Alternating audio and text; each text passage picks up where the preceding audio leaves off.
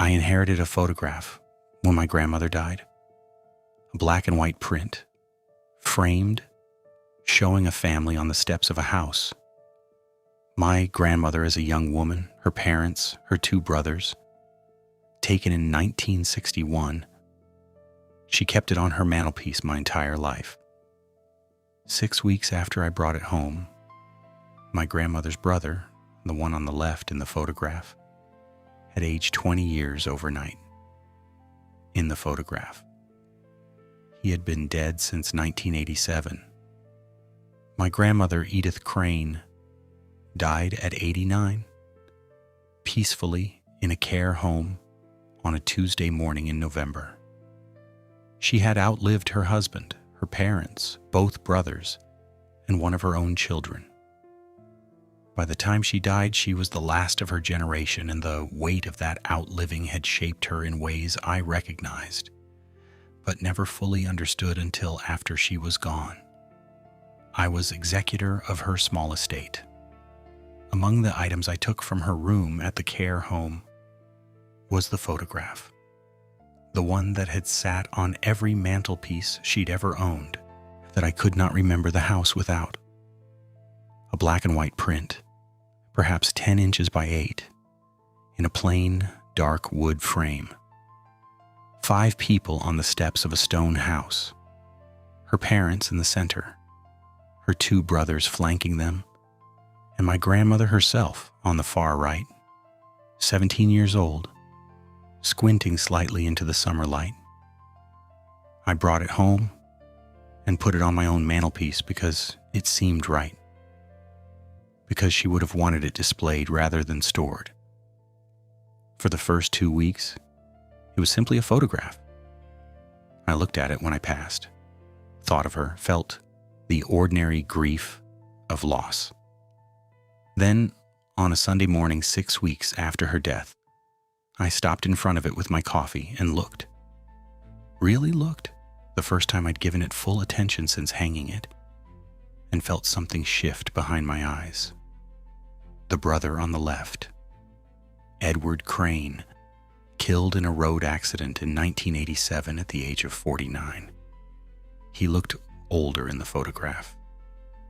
I told myself, I am misremembering the image. Grief distorts memory. I'd not studied the photograph carefully before. I put down my coffee and looked at it for a full minute and tried to find a rational foothold. Edward Crane, in the photograph taken in 1961, was 17 years old. He should look 17. He had always looked 17. I had spent 30 years glancing at this photograph and registering without conscious thought 5 people in youth and early middle age on a summer morning in 1961. The man in the photograph was not 17. He was, at an estimate, somewhere in his late 30s. His face had lines around the eyes and mouth. His posture had a heaviness to it. His hair, jet black in the version of this photograph I'd known my whole life, was threaded with gray. I took the photograph off the wall. I sat with it in good light. I was not misremembering. Something in the image had changed. I photographed the photograph. I sent it to my cousin, asking casually if she remembered how Uncle Edward looked in it. She replied within an hour. Why does he look so old? That photo was taken in 1961. He should be a teenager. Has the print deteriorated somehow? She could see it too. It was not a trick of my grieving mind.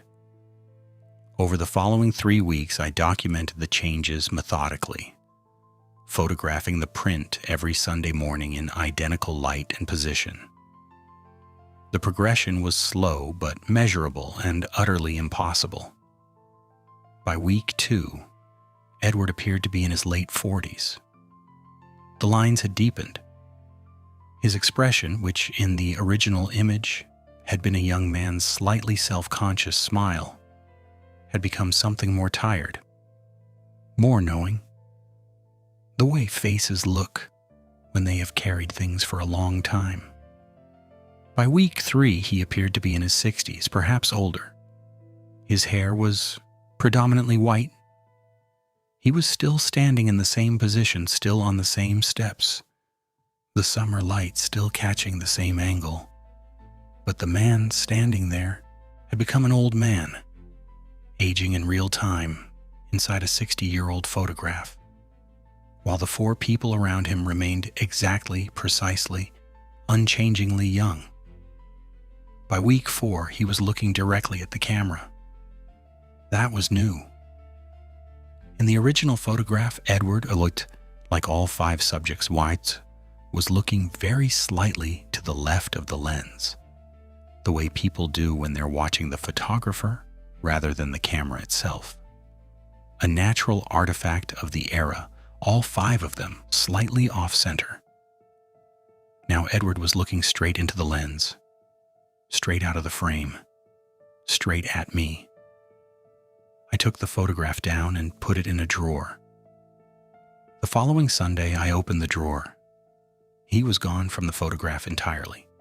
Just 4 people on the steps, a gap where he had stood. The summer light falling on empty space. On the back of the photograph, in handwriting I did not recognize. "She kept me here long enough. Thank you for letting me go." I have no explanation. I've shown the photograph to 3 people. None of them can explain it. The handwriting has been examined by someone who knew my grandmother well. It is not hers. My grandmother outlived everyone she loved. She kept them on her mantelpiece and she looked at them every day for 60 years. I wonder now if they were looking back. Where are you watching from right now? Drop it below. We want to hear from you. Subscribe to Neurofear HQ and turn on all notifications. Episode 4 gets darker. You have been warned.